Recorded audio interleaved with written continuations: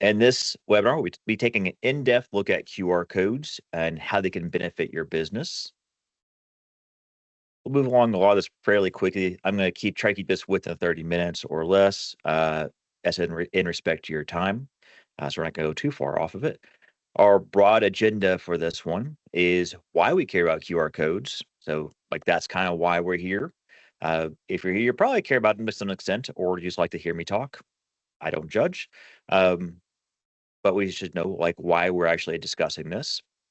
A brief history of QR codes. I'm not going to go too deep into this because we're not too worried about it, but it is a nice thing to hear kind of how it's built and why it does what it does, how QR codes work, how they're scanned, how they kind of function, how they make QR codes useful, and dangers of QR codes. So making them useful and the dangers of them are probably why most of us are here. So we're going to spend most of our time there.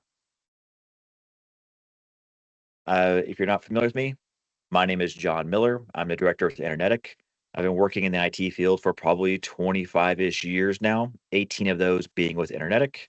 I have extensive background in cybersecurity and network infrastructure, server infrastructure, VoIP infrastructure, storage infrastructure, just general technology infrastructure. I've probably touched it in some fashion. I've got industry certifications in cybersecurity, voice over IP, storage, virtualization, and service software. So I've got kind of a broad range of things I'm interested in and what I'm certified in working in. Outside of work, I enjoy playing with my toddler. A lot of people haven't seen him, but that's Alex in my pictures over there. He is a giant 2-year-old. I think he eats smaller babies to get bigger. I don't know.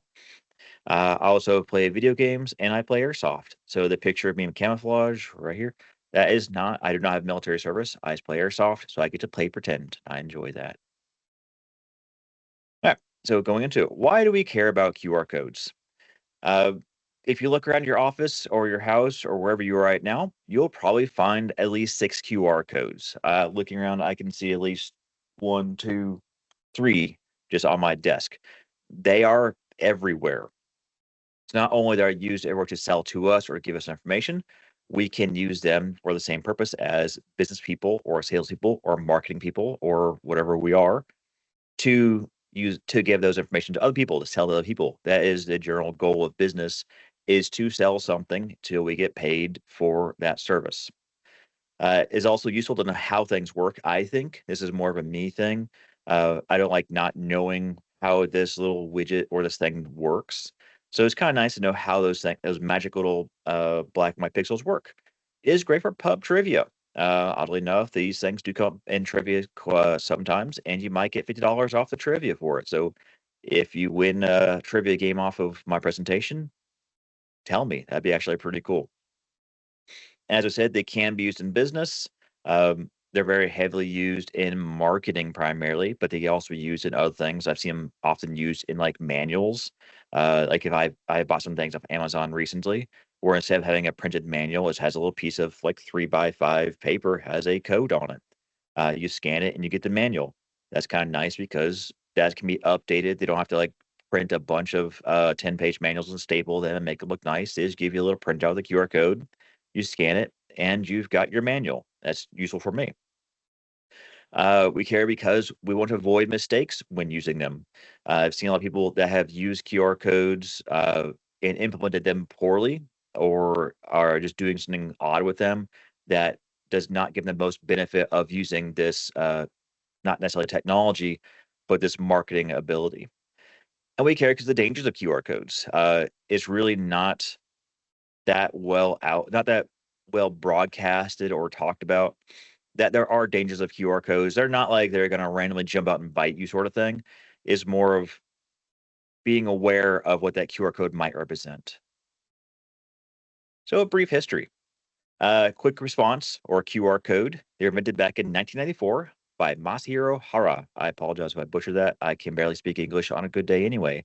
He was a team leader of a group that worked for an automobile company, and they wanted to find a better way to basically inventory their parts. So a lot of places they will use, like if you got to like Kroger's, they use zip codes. For them, they had so many parts, they used QR codes. Big advantage of these is they can be scanned from any angle. They can have more information in them than a barcode. So it's intended originally for tracking automobile parts, and became much more ubiquitous to where they're everywhere. The pattern is actually based on the least used sequence of black and white areas in printing. So that is, I have no idea how they figured that out. Like the amount of research that probably went into that is probably amazing. Um, oh, I skipped a step. I skipped a point there. It's very interesting to me. The actual original design was based on the Go board. So I've got a picture of a Go board here. You can kind of see where you can see a QR code off that. The black and white, I guess, tiles or dots or markers. Those do look like a QR code. That's what they decided to use, and they based the actual encoding of the QR code on least use sequence. A QR code can scan or can store in those dots about 4,000 characters of information. Um, it can vary depending on what encoding you're using, but call it 4,000 for safety. So, excuse me, getting ahead of myself over my own tongue. Talking about the parts of the QR code. So we just have a basic QR code here. This one actually goes to LinkedIn. It's just one I grabbed. So we'll look a little bit at the components of it. So this outside white space here is actually called dead space or quiet space. That is intended to separate the QR code from the other stuff around it. So it's always going to be probably white. I have not seen another color code just because the white and another color contrast best for optical readers. So barcode scanners are usually laser readers. They move a laser back and forth really quickly to read it. They're actually reading the thickness of the bars, not the not the height of them. They're actually just reading straight across as the thickness of them. QR code readers tend to be optical, so they're reading like a camera. So it has to have that dead space to separate the QR code from other stuff. Your positioning markers, these are called positioning markers and alignment markers. So these actually tell the reader how this thing is oriented. So these can be read from any direction. QR code, or barcodes can only be read horizontally. So if you flip it up and try to read it, it's going to say like, I can't do anything with that. I see nothing.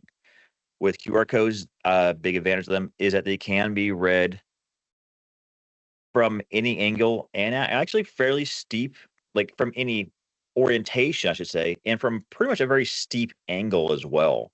I wouldn't say like flat on, but depending on what technology you're using and it's ability correct, you can actually shift it pretty hard. You also have your version data. This just tells it what type of QR code is being read. There are actually over 40 types of QR codes out there. This is the one we're almost commonly seen out there.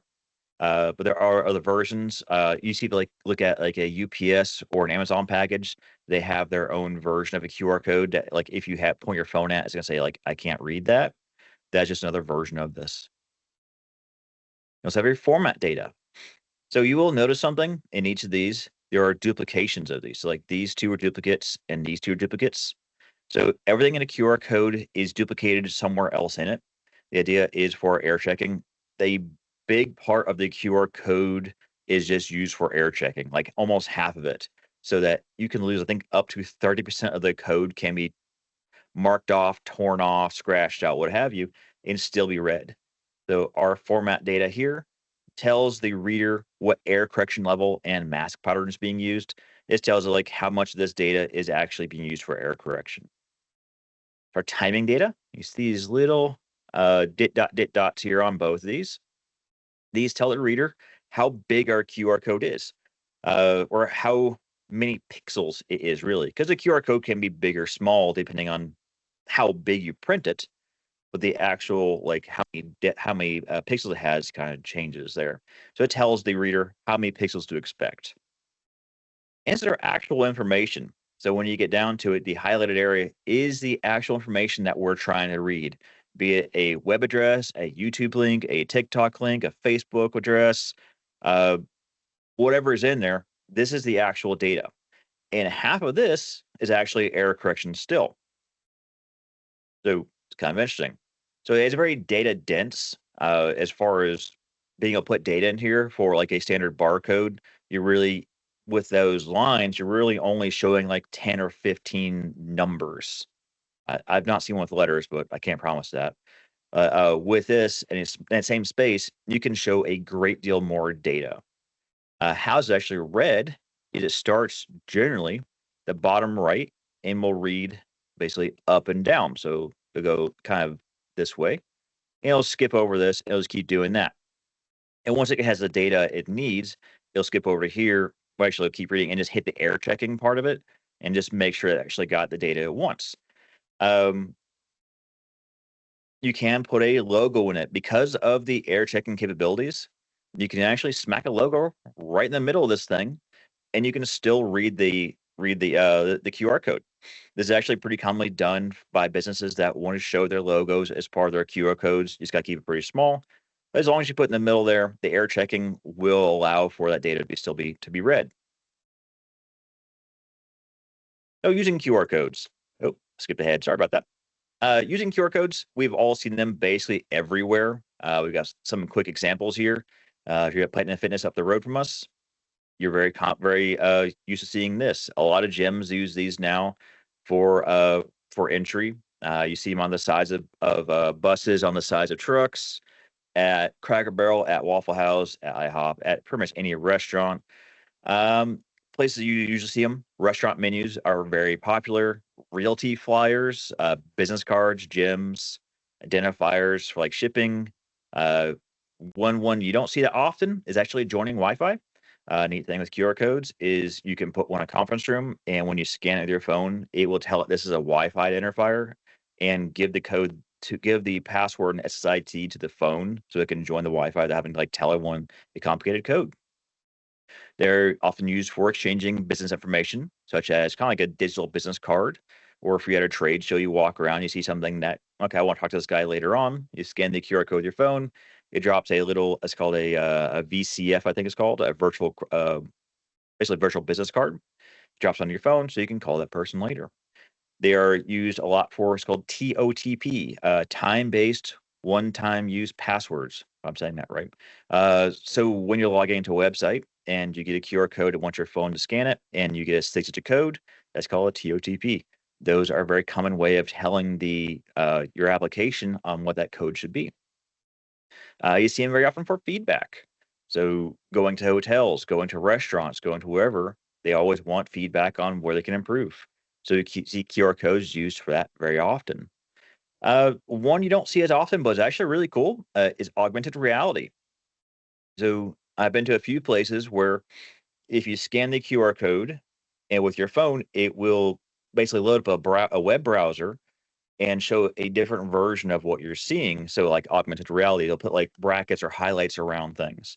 A neat implementation I've seen of this is we have some network equipment called a Ubiquity switch. Has a little QR code on it. When you scan it, it will actually make a little like a HUD or a display over the switch, and it uses that QR code as its anchor to tell the program that what you're looking at, and this is your point in space, so it knows where to put everything else in that screen. So I can see things like what ports are turned on or off, what they're doing, what's active, the serial number of the thing. It shows a lot of cool information. I actually put a picture in that in this, but I didn't think of it. Um, the most common way of using QR codes is a cell phone using the camera on the phone or the app. Android and iPhones control basically the entirety of the market. And both them, their cameras will scan and recognize QR codes. It'll ask you if you want to click it, you tap it, and it will send you onto the website. I will say if using an app other than the camera, because there are a lot of other QR code scanners out there you can download that can do neat little things. Be careful of those because QR codes are not complex. So there shouldn't be 5 million QR code scanning apps out there. So a lot of those actually are not legitimate. They're usually full of ads or they're just trying to get their part of the pie there. So how do you create a QR code? Well, good news. I've got a demo. One second while I grab this. I'm gonna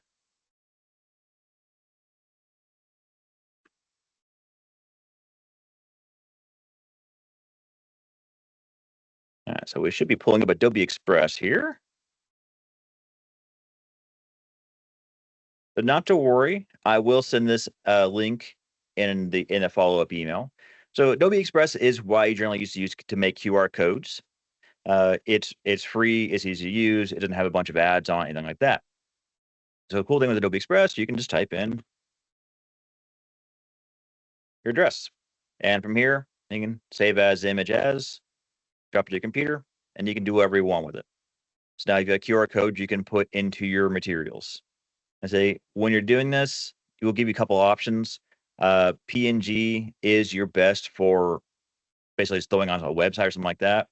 SVG is more vector format. So if you're going to use this in marketing materials, like very large pictures or very large, like billboard size things, you want to use vector because what happens is with a standard, like a QR code, when you stretch it, you kind of lose definition. Like the resolution does not stand up to when you zoom in. Kind of like if you take a picture of something and just keep zooming into it, it looks a little worse and worse. With vector format, the more you zoom in, the less it cares. It's not so much a picture as math. It's kind of a weird thing. With this also, so we've created our QR code. I want to show something to be aware of. So when you're making a QR code, you don't want to make it too complex. So this QR code, with being the little sizes here, will go pretty much anywhere at any size and be fairly readable. But the more data you put into it, you kind of see how it becomes more and more complex and I guess smaller or a higher resolution of pixels. So you can put like 4,000 characters in here. I'm just going to town on this thing. But the more stuff you put into this, the harder it is for a camera to read, especially if you're not like straight onto it or have like it perfectly framed. So that's something to be aware of in your marketing or business efforts. The simpler is better for this sort of thing. The more data you put into this, the harder it is for someone to read, and the less likely someone's going to take the effort. I know with myself, if I'm looking at a QR code and I can't scan it, I move on. This is not intended to be a hard thing to do. QR codes are meant to make life easier, not more complex. Just be aware of that. Get back to our presentation here.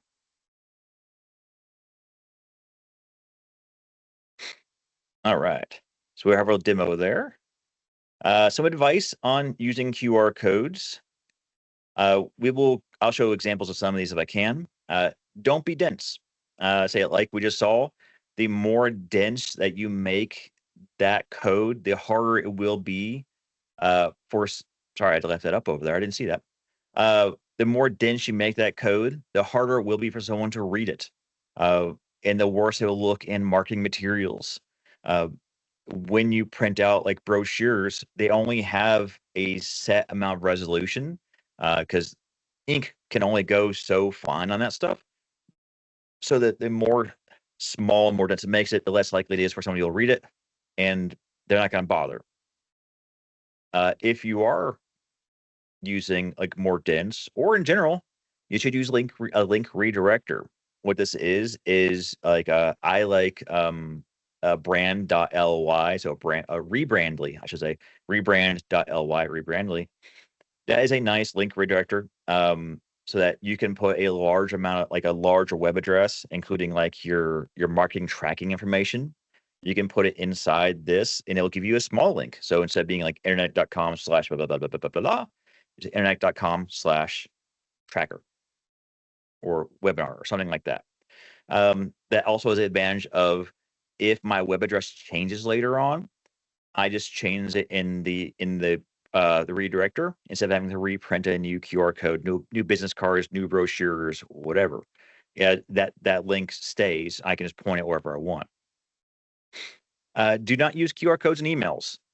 Big part is if you're reading an email on your phone, you can't scan it. Your phone's in your hand. You can't point it at itself. It doesn't work. Also, almost all mail filters now will block or flag on that. So if you put QR codes in emails, very likely the mail filters can be like, this looks somewhat shady, because we have seen an increasing number of bad guys using QR codes in emails to try to get around mail filters. Make sure that you have a clean landing page. So wherever that QR code sends someone, um, it needs to not be cluttered up. It needs to be specific to the purpose of the QR code.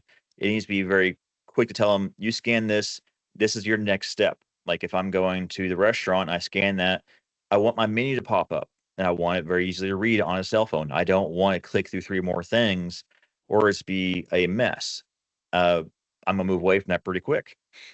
Your QR code physically needs a clear purpose.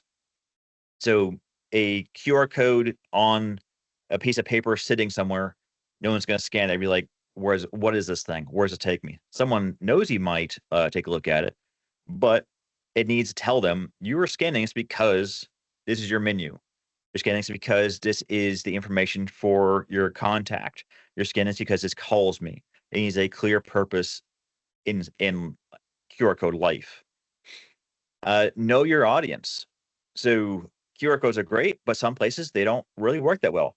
I'm gonna call out retirees in this one, unfortunately, but if you put a QR code in a retirement home, they're probably gonna ignore it.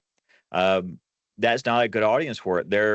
This in general demographic is not going to understand how to use a QR code or to be familiar enough with a phone to be comfortable with that.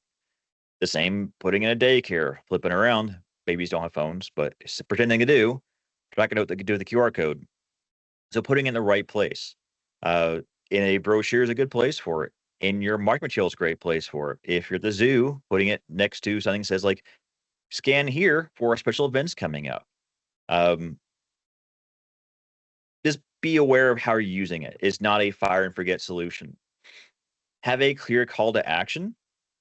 So that QR code needs to tell them not just a clear purpose, but something that tells them, scan here for your menu. It needs like all marketing materials, you have to have that clear call to action for it to land well. Use a high resolution or vector art. The higher resolution of a QR code, the better it's going to look in marketing materials. Marketing people love the bigger pictures. The more resolution you get them, the more they're able to work with it. There is a limit on that. So like if you go way high resolution, it will take more space on the drive, but fortunately QR codes are black and white, so they compress very well. So you can get like a gigantic QR code and they can scale it up or down depending on what they need to do. With vector, it doesn't matter. It's all math. Marketing can do whatever they want with it. If it's 10 feet across or 2 inches across, it's the same in the end. For God's sake, test your QR codes. Like any live demo or anything you ever try to do, with marketing materials, you usually read it before you go out. With a QR code, test it before it goes out too. Make sure it goes the right place. So not just like, hey, I got a QR code and it's out there, and someone's like, hey, I scanned your code, but it goes nowhere, or it's got a mistype in it, or it lands the wrong place, or it's just fudged. So like anything else, test it before it goes out the door. Track and analyze your efforts. So this is one that a lot of people really don't do as well on. They do a QR code and it sends someone to a website. That's great. Are you sure they're going to the website? You need to track like called analytics is what this is called. You need to track if someone's scanning that code and where they're going with it. So you get a QR code and you put it like on the side of the interstate on a billboard. Is anyone tracking? Is anyone scanning it? When are they scanning it? Who's scanning it? The geography is scanning. All those things you want to track from a marketing and a business point of view, you want to do. Google Analytics is great for that. Most link redirectors will do this as well. I usually personally use Plausibly in ours. We use Odoo as our internal ERP. It does these things for us. So it tells me I've made a QR code and I put it on this business card. I made another QR code. I put it on our marketing materials. I can tell who has scanned which one, so I can tell which one is performing better. You can kind of do I think it's called A/B testing to kind of see like, is this one performing better than this one, so I can focus more on the right way. Avoid clutter. This is more of the physical space of the QR code rather than like the landing page. So wherever that QR code is, the more stuff around it the harder it is for a camera to get a hold of it or for someone to see it. So it really needs to match, I guess, the theme or the brand or what you're trying to do with that QR code. So if you have it just like a QR code in the middle of the forest or in the middle of the trees, it's not useful. It needs to be part of the whole of the design of the image. I'm having a hard time saying I'm not a marketing person per se, so work with me on this one a little bit. The general idea is make it work with your marketing, not contrast with it, and to not be lost in it. So kind of both. So some examples of some of these. Uh, Hey, don't be dense. The code on the left is a heck of a lot easier than the code on the right if you're a phone. We can't read out of these personally, but if you're scanning this with your phone, it's gonna have a hard time if the conditions aren't perfect, like the light and the angle aren't perfect compared to this. Have a clean landing page. Yeah, when someone gets to your website, they don't want to see this. You need to have a very clean place they land that says, like, here's your menu, here's your contact information, here's your form for reaching out to us. Here is whatever we're trying to get you to do very cleanly. Well, if I get to this, one, I think I've got a virus. I'm backing out of this real fast. But two, I need to know when I get here why I'm here and what I'm expected to do next. It's a clear purpose. This is a great example. I don't know where this is, but I guarantee you, all of us looked at this and immediately knew this is a restaurant. It could be an IHOP, could be a Cracker Barrel, could be a Denny's, it could be whatever. We all know this is a restaurant of some type. So this has a very clear purpose in life or in QR code life to what we're expected to do here. Knowing your audience. Uh, this is kind of a nice example from some group. If you use QR codes on billboards, like you're saying, if your audience are people on traffic, the smaller the code, the harder it is to read. You really got to think about as a viewer how they expect that QR code to look to them. Like, is it actually useful? One, can they read it? And two, can they read it in time? Like in traffic, you're zipping by, not as great. Next to a stop sign, great. Tracking your analytics. So this is an example of our own dashboard here for tracking our click-throughs. So make sure you track your analytics. So you can kind of show like when we have click-ins, where they came, where they went next, and how long they're on those pages. It gives us more knowledge to do something with those clicks. It tells us, are our advertising dollars successful? So that's really what we want to know. Any effort costs some sort of money. You need to know what we're spending money on. Coming up on time, so I'm okay on slides still.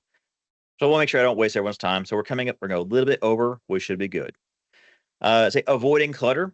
So when you have your QR code out in the world, be it on a business card, on a pamphlet, uh, on the side of the road, in a flyer, at a convention, at a sales show, make sure it's not cluttered up with other things so it can't be read. If you put a QR code and you're at your booth at a convention center and you got a shrub in front of it, the shrub looks nice, but it's harder for things to read it.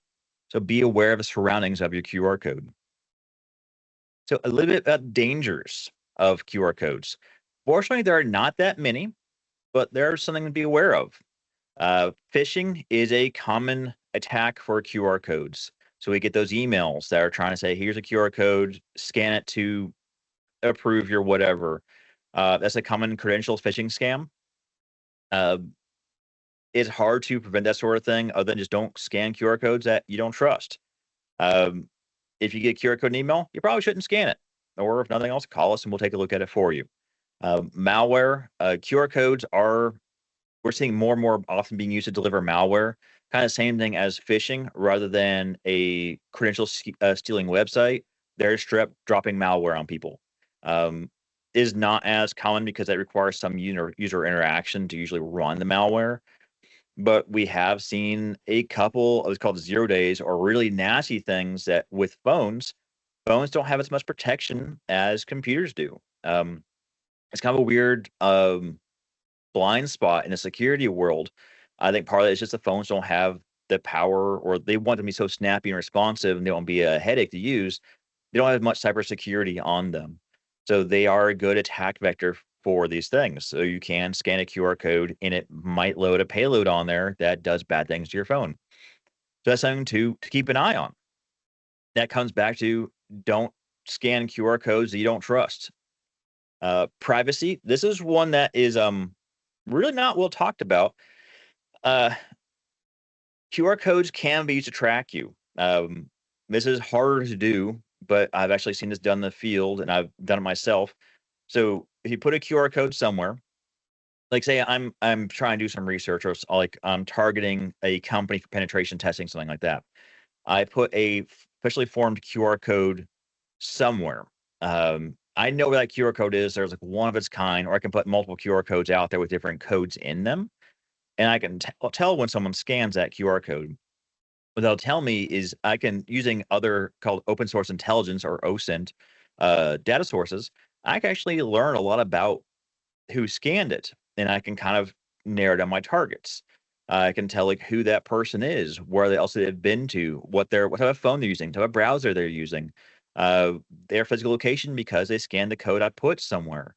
So it is something to be aware of for privacy is anything you scan does tell someone that you scanned it to some in some fashion. Restaurants and businesses aren't that concerned about this sort of thing because they have legitimate purposes. But I guarantee you, they probably have part of that code telling it that John scanned this code at my restaurant because they used this particular code. So they have a rough idea of how many people are going reading the menu that day or taking advantage of some deal. QR code hijacking. This is one I'm seeing. It's actually one of the most common ones in the physical realm. So what people will do is you'll see a QR code out in the wild, like as a menu or something small, and they'll put they'll print their own QR code and stick it as a sticker over the original QR code. So like we saw earlier, let's get back a little bit here. Oop. So as we see in this slide, they have a QR code here. So what QR code hijacking does is they print their own QR code and put it over that one. So when you scan it, it will pass you through the bad guy's website. They can do something like ask for your credentials and then pass you on to the real website. Just something to be aware of. Uh, what I usually do is I will just use my fingernail and scratch at it. Or if this looks fishy at all, like this QR code looks a little weird, I'm probably not going to trust it. Legitimately, some businesses will just because they don't want to reprint this whole placard again, they will just stick a sticker over it. I would ask though, or just ask for a physical menu. There are ways of dealing with that. It kind of depends on the situation. Just be aware that that is a common thing for people to do. All right, so it's kind of wrapping us up here. So unfortunately, I do my sales pitch. It's kind of price of admission here. Uh, I'm with Internetic. We provide a lot of services. So we got technology, our primary services, technology support, technology education, cybersecurity, website design. Probably our greatest claim that we make is that we usually save businesses more money than we cost. So if you'd like to know more about that, you can email me at jdewey.miller@internetic.com or call us at 888-526-1631. So I'll make that pretty short and sweet, but I can't get away without making a sales pitch. And wrapping us up a little over time, but not horrible. Does anyone have any questions? If you do, put them in the Q&A or chat, and I will do my best to answer them.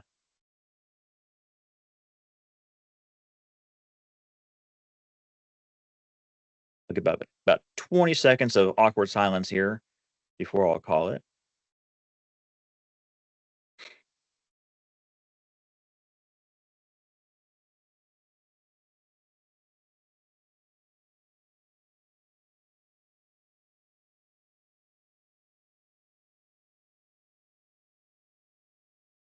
All right, not seeing any questions. So good. That either means that no one's listening or I explained it very well.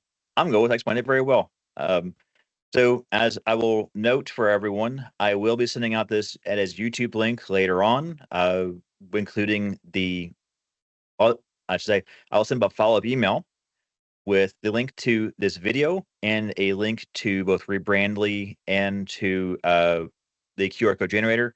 We're not sponsored by them. We don't get money from them. It's just the ones I like, just so you have that resource as well.